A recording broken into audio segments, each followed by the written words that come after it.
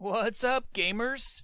Squirrely here. Thanks for joining me. As always, I got another interesting story for you guys, and this one goes way back. Probably one of the first stories I could tell involving my TF2 career, and really this was a pivotal moment that got me into trading and kind of just set off the entire chain of where we are today, or where I am today, I guess. So this is a really near and dear story to me because it was something that's super unique to TF2, and it was pretty much just luck, but it could have went bad really easily. Luckily it didn't, and so I'll tell you guys the story of my very first unbox, when I did my first unboxing, and it happened to be an unusual. So yes, you guessed it right, or you heard me right. One key, one unusual. Crazy luck, right? At the time though, I didn't even know what was going on. I didn't know what unboxing was. I didn't really know weapons or trading, and I might have had a couple hats back then. I really don't know. I probably was just running around with like unique weapons and vintages because I bought TF2 when it first came out. I was one of the first people to get that, and I got all the hats and the medals and the cool stuff from the olden days. But anyways, I don't know if you guys believe in beginner's luck, and that's been a myth for a long time. People think that newer accounts and newer players have a higher chance of getting an unusual because they believe that, well, if you unbox an unusual, now you're automatically invested in the game, and you have to get involved in trading and just do different things that you wouldn't regularly do if you're just kind of a casual player who jumped on. But now you got something worth money, you better stick around, right, and get involved. So I don't know if that's true or not, but for me, beginner's luck was definitely real. So I remember exactly where I was, what I was doing, and the scene. I can remember it so vividly. I was playing Dust Bowl. That was my favorite map. I pretty much grew up playing TF2 on Dust Bowl. Back in the day, Skyle had 24/7 Dust Bowl, 32-man server, and that thing was just packed 24/7 from people all over the place. There's a lot of regulars and a lot of really fun people that would play on there.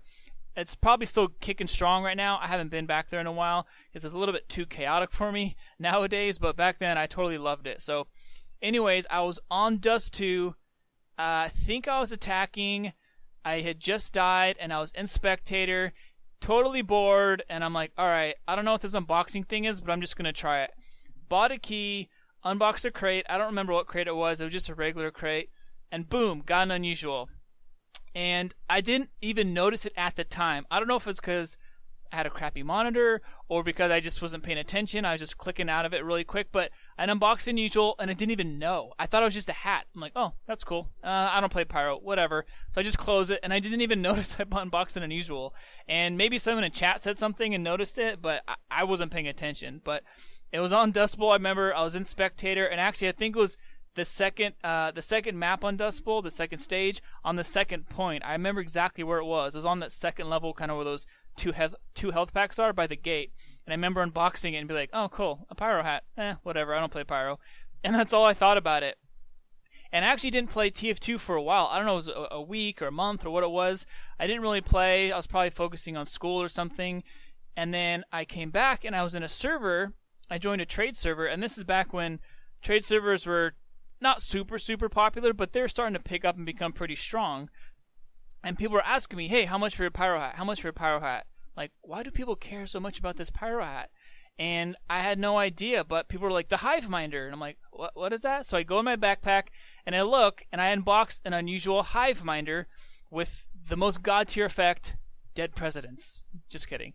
It's a totally garbage effect. But back then, there weren't that many hats, and there weren't that many effects. So pretty much anything that was new, traders would jump on it right away. They would want to get the hat as soon as the guy unboxed it, and then try to flip it for more because it's really popular. Nowadays, there's kind of a stigmatism and a whole hierarchy of hats for classes and effects, and god tier and old school hats and first gens, and there's a whole thing about it now that's totally different. But back then, if you had a new hat, a new unusual, people were jumping on it right away. So I was like, cool, this is unusual. What does that mean? I remember putting it on, and people were like following me around and asking how much and what do you want? And I'm like, I don't know what's going on. I just have this hat, and I thought it looked super cool. I was like really proud of myself. I'm like, wow, look at me, I got this nice hat. I played Pyro for a little bit, which wasn't very fun, but at least I got to show off an unusual. And then people were trading me, and I remember one guy was trying to give me a team captain for my hat, and I think he threw in some weapons or something, because I told him I play like back then I played like engineer, soldier, demo, And the guy was giving me hats for that, but these were just regular unique hats. He knew that I was a clueless new trader who unboxed an unusual. I had no idea what I was doing, and he was telling me that Team Captain is the most god tier hat, and I actually had heard of it, I had seen it, and I just knew it was really popular. That's all I knew. I knew it might be worth a lot, but something was telling me, my instincts were like, this sounds a little too good to be true. This is just a regular hat. I know this guy's saying it's worth a lot, but he's forcing it too much. Like, he's really, really desperate. And everyone I had talked to was really, really desperate to get my hat. So I'm like, I don't know, something feels odd. I'm not going to trade it. I didn't trade it. Ended up looking on Steam Community Market back then, which was very new. It was pretty fresh back then. And seeing all these other unusuals. And people were listing them for hundreds of dollars. I'm like, wait a second. My thing is worth not just a regular hat. My thing could be worth $80, $100, $200, whatever it was. So I put it on the Steam Market. I just said, I don't know, let's see what happens. I put my Dead President Hive Minder on the Steam Market for, I think, like $300. Nothing happened. I lowered it to like $250. Nothing happened. I lowered it again.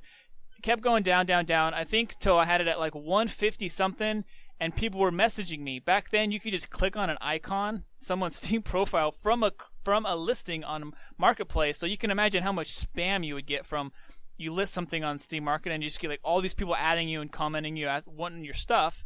Anyways, people were adding me, and I would accept them and talk to them. And one guy was actually pretty cool. He negotiated the price with me and said, hey, it's not a god tier hat or god tier class, but it's a new hat. I can give you this much for it. So I had a couple people I was talking to with, and eventually said, he said, he asked me how much would I want for it. I had no idea. I was kind of just getting bids from different people to kind of help me gauge the price. I think he offered me like $60, and some other guy offered me 75 or 80, and I'm like, you know what? Let's just put out 100 then and see what happens. So I told him, I'm gonna list this hat for 100. If it sells, cool. If it doesn't, I don't really care. So I put it up for $100, and one of the guys was like, okay, good luck, nice knowing you. And we probably stopped talking or unfriended each other. And then later that day, he bought it for $100. So he tried to play hardball with me. It didn't really work. So I ended up selling it for $100, which is probably a really good deal, because now the Hive Minder is like 10 keys or 11 keys or something. But it was new, so I got a good chunk of money for it.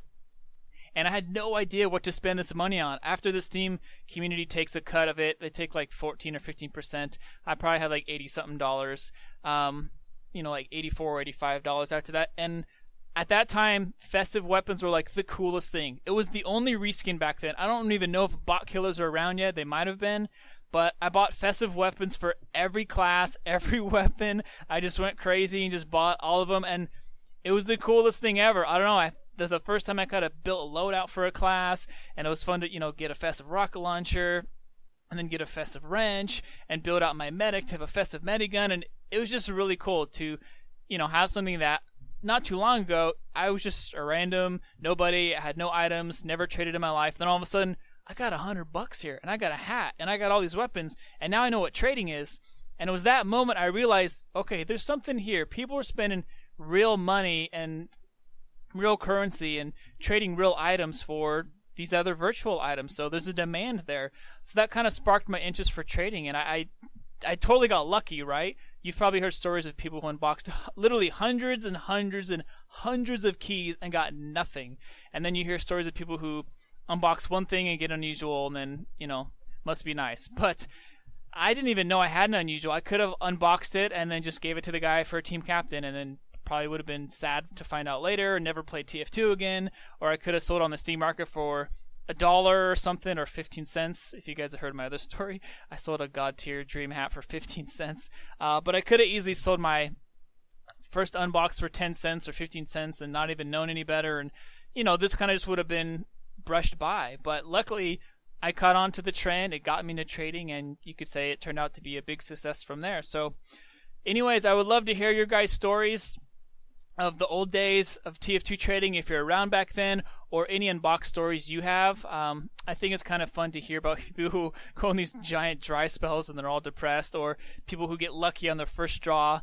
But in general, from what I've heard, it's about a 1% chance to unbox an unusual. Once in a while, there'll be a 2% chance or a double chance for like the unusual taunts, and once in a while there'll be a crate that has like a special hat in it that will be a double the odds. But hopefully you guys think that's interesting. It was another story. I'm like, I forgot I unboxed it unusual. It was so long ago, and I don't really unbox. I'm like, if you got keys, I'm going to make profit. I don't want to be one of those guys just unboxing for the thrill of unboxing. I don't care. I want to make my profit, and I'll buy what I want to keep and enjoy. But I got lucky. I spent one key. I got one unusual, and that was kind of, how I got started on the whole thing. So what do you guys think? Do you believe in beginner's luck? Have you ever unboxed an unusual?